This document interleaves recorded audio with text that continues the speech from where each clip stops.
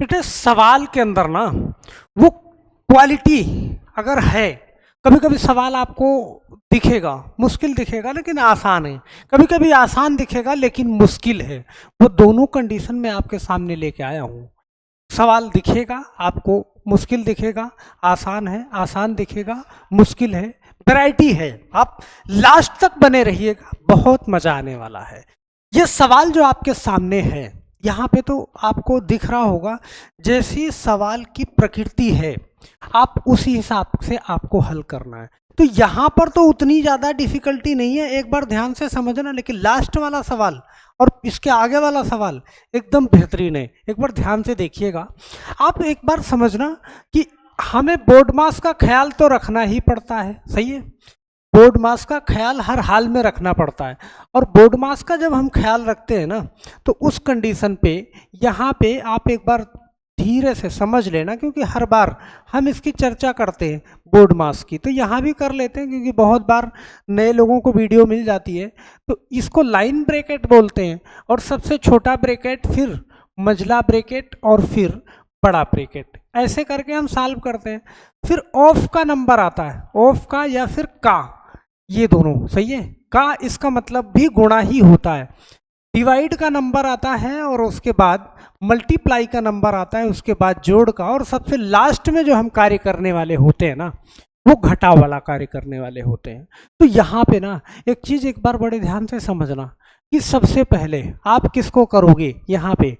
तो सबसे पहले आप क्या करोगे कि आप इसको तो हल करोगे ही करोगे, क्योंकि 3 का स्क्वायर है। सबसे पहले ब्रैकेट का नंबर आएगा, तो आप यहाँ पे 5 और गुणा 3 का स्क्वायर करोगे तो 9 होगा।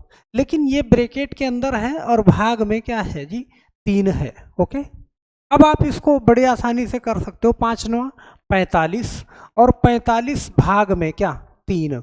तो आप जानते हो कि जब 45 को बटा में 3 करोगे तो 3 से कट जाता है, कितना आंसर आएगा आपका 15 आंसर आने वाला है, बड़े प्यार से। तो ये नॉर्मल सवाल, लेकिन एक सवाल ये देखना आपके सामने है।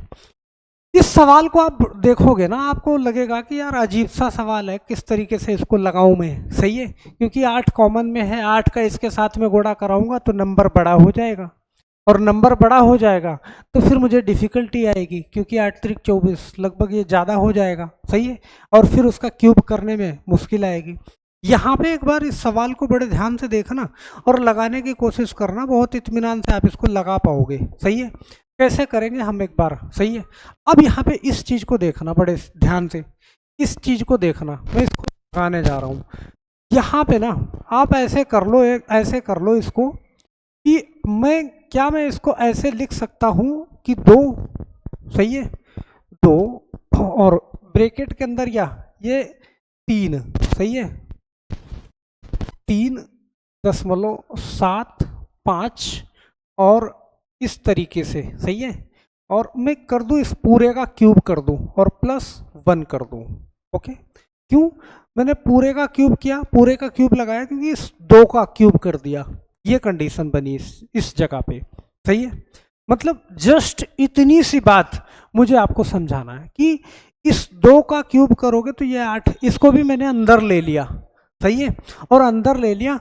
और यहाँ पे जो हमारे पास नंबर था क्या 7.5 का क्या स्क्वायर और -6.5। चलो अभी मैंने इसको ऐसे लिख लिया, और ऐसे लिखने के बाद अब यहाँ पे आप एक चीज समझ पा रहे हो कि अगर 8 से मैं इसको गुणा करता तो नंबर ज़्यादा हो जाता, लेकिन मैं 2 से इसको गुणा करूँगा, और 2 से इसको गुणा करूँगा तो हम जानते हैं कि 2 पंजे 10 के 0 हासिल 1, 2 सते 14 और 1 15 के 5 हासिल 1, 2 तिहाई 6 और 1 7, ये हो गया 7.5, सही है।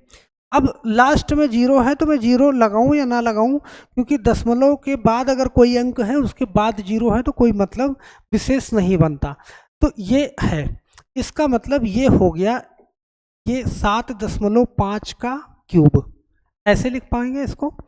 और प्लस, अच्छा 1 को मैं ऐसे भी लिख सकता हूं कि 1 का क्यूब, क्योंकि एक को आप एक के ऊपर एक का स्क्वायर, एक का क्यूब, एक की पावर 4 कुछ भी लिखो तो उसकी वैल्यू एक ही होगी। तो मैं इसको ऐसे लिख देता हूँ, बटा में मैंने क्या किया 7.5 का स्क्वायर माइनस 6.5 मैंने ऐसे लिख लिया। और ऐसे लिख लिया तो यहाँ पे एक चीज समझना कि a का क्यूब प्लस b का क्यूब, यहाँ पे ये फार्मूला मैं अप्लाई कर सकता हूँ।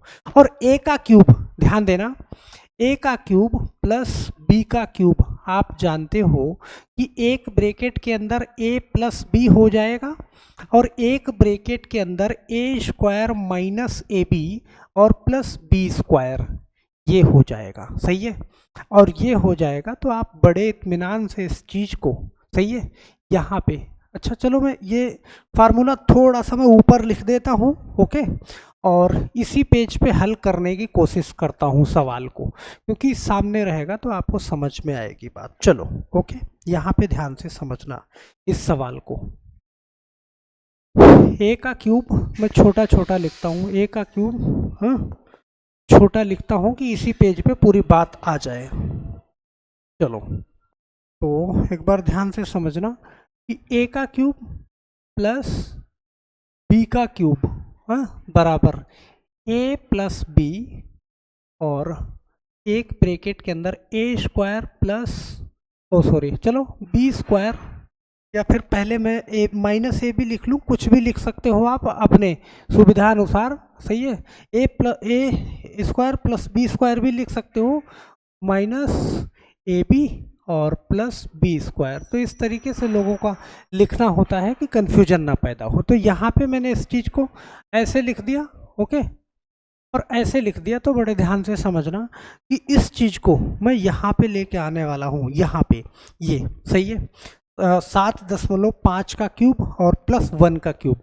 तो इसको मैं लिख सकता हूँ क्या, a प्लस बी, तो एक ब्रैकेट के अंदर तो लिख देंगे 7.5, ओके, और प्लस b के जगह पे 1 है तो 1 लिख दिया मैंने, ओके, और एक ब्रैकेट के अंदर a स्क्वायर मतलब 7.5 का स्क्वायर माइनस ए बी, सही है, तो 7.5 और इंटू, अच्छा यहाँ पे मैं गुणा का निशान लगा दूं क्योंकि दशमलव और इंटू फिर एक जैसे हो जाएंगे तो आप समझ नहीं पाएंगे, ओके। चलो तो यहाँ पे गुणा में 1 ये कर लिया मैंने, सही है, और प्लस बी स्क्वायर मतलब 1 का स्क्वायर ये कर लिया, और बटा में एक बार ध्यान से समझना, जो 7.5 है तो यहाँ पे मैंने लिख दिया 7.5 का स्क्वायर माइनस इस 6.5 को ना मैं क्या लिख सकता हूँ, इस 6.5 को मैं ऐसे लिख सकता हूँ कि 7, देखो ऐसे 7.5 और माइनस 1, तो 7.5 से अगर 1 घटा दोगे आप तो क्या आएगा, 6.5 आएगा। इसको मैंने ऐसे लिख दिया, इस चीज़ को ऐसे लिख दिया, सही है। यहाँ पे डायरेक्ट आप ऐसे लिखते हैं, ब्रैकेट नहीं लगाते क्योंकि -7, सही है। यहाँ पे चलो अब लगा भी दोगे तो कोई दिक्कत नहीं है, 7.5 और -1 लगा ही दो आप, सही है। अब यहाँ पे ध्यान से समझना इस चीज़ को। तो अब यहाँ पे ना ऐसे देखना कि 7.5 और 1, सही है, ये आप जोड़ सकते हो क्योंकि प्लस कर सकते हो, तो ये हो जाएगा क्या 8, ओके, और यहाँ पे 8.5, ओके, और यहाँ पे ध्यान देना 7.5 का स्क्वायर। चलो इस चीज़ को अभी मैं ऐसे ही डायरेक्ट लिख लेता हूँ, ध्यान से समझना, इस चीज़ को मैं ऐसे लिख लेता हूँ कि बाद में कन्फ्यूजन ना आए। 7.5 और +1 इसको मैं एक साथ में ऐसे लिख लेता हूँ, और यहाँ पे ध्यान देना 7.5 का स्क्वायर ये लिख लिया माइनस 7.5 का 1 में गुणा करोगे तो मान नहीं चेंज होगा, सिर्फ 7.5, ओके, और +1 का स्क्वायर तो +1 हो जाएगा ये बटा में, यहाँ पे देखना 7.5, सही है, 7.5 का स्क्वायर, और यहाँ पे देखो माइनस और प्लस तो क्या हो जाएगा -7.5, ओके, माइनस माइनस क्या हो जाएगा, +1, ये हो जाएगा। अब आप एक बार ध्यान से समझना, अब आपको यहाँ पे कुछ दिख रहा होगा क्या, कि 7.5 का स्क्वायर माइनस 7.5 +1 और 7.5 का स्क्वायर माइनस 7.5 +1, यहाँ पे आप इस पूरे नंबर को हटा दोगे, सही है। और पूरे नंबर को हटा दिया तो अब आपके पास क्या बचा, 7.5 +1, 7.5 +1, ओके। तो 7.5 +1 आपका आंसर जो आया 8.5, और यही आपका क्या हो जाएगा, राइट आंसर हो जाएगा, सही है। तो कोई चीज़ आपको देखने में कुछ और लेकिन समझने में कुछ और लगती है। यहाँ पे इस कंडीशन को एक बार ध्यान से समझना, जो आपके सामने जो सवाल है ये भी कुछ इसी टाइप से है। आप अपनी बुद्धिमत्ता का परिचय दीजिएगा, इस सवाल को हल करिएगा, यहाँ पे आपको दिखेगा, सही है। क्यूब का फार्मूला जैसे मैंने जस्ट पीछे का सवाल बताया ना, उसी टाइप से आपको दिखेगा, बड़े आराम से आप इसको लगा लोगे, थोड़ा सा अप्लाई करेंगे वहाँ पे दिमाग तो बहुत प्यार से लगा लोगे। और हम आशा करते हैं आपका कमेंट जरूर आएगा, कमेंट करोगे आप, सही है। ये आपके लिए होमवर्क है, और होमवर्क ही नहीं है, ये आपको यहाँ पे कमेंट करना है। मुझे बड़ी खुशी होगी कि अगर आपका आंसर सही सही आता है तो इस सवाल का आंसर सही देने की कोशिश करिएगा। देखो बहुत सारे लोग वीडियो देख लेते हैं, कमेंट नहीं करेंगे, सब्सक्राइब नहीं करेंगे, समझ रहे हैं, मतलब वो देख के एक उदासीनता से वो चले जाते हैं। तो मतलब आप देख भी रहे हो, डेली देख रहे हो, आप अपनी प्रतिक्रिया दोगे तो हमारे अंदर बहुत सारी चीज़ें आएंगी। जैसे आप कहीं तो मान लो वीडियो में मैंने गलती कर दी, अभी पिछले क्वेश्चन में मैंने एक सवाल पूरा का पूरा गलत पढ़ा दिया है, मतलब इस तरीके से कि वहाँ पे 4048 लिखना था, मैंने 2048, पता नहीं क्या दिमाग में था, मैं पढ़ाते चला गया 2048 लिखते चला गया, और पूरा आंसर गलत हो गया। बात समझ रहे हैं। तो वहाँ पे तो आप कमेंट करते हो, लेकिन जब ये इस सवाल का सही जवाब दीजिएगा, हम आशा करते हैं आपका जवाब जरूर आएगा। तो आपको ये सारे के सारे सवाल आपको समझ में आए होंगे, ओके। और हम वीडियो कहीं भी ना समझ में आया हो तो एक बार जा करके फिर से रिवाइज करके देखिएगा। तो आप चैनल पे अगर नए हैं तो आप जानते हैं कि इस चैनल पे हम लगभग 10 मिनट 12 मिनट की ही वीडियो डालते हैं। 10-12 मिनट की वीडियो में आपको एक कॉन्सेप्ट पूरा सिखा के जाते हैं। इस सवाल का आंसर दे लिया, मुझे तसल्ली हो जाती है। जितने ज़्यादा लोग कमेंट करते हैं, जितने ज़्यादा लोगों का आंसर आता है, मुझे बहुत ज़्यादा सुकून मिलता है। एक एक कमेंट में देखता हूँ, सही है। सब पे रिप्लाई ना कर पाऊँ वो बात अलग की है।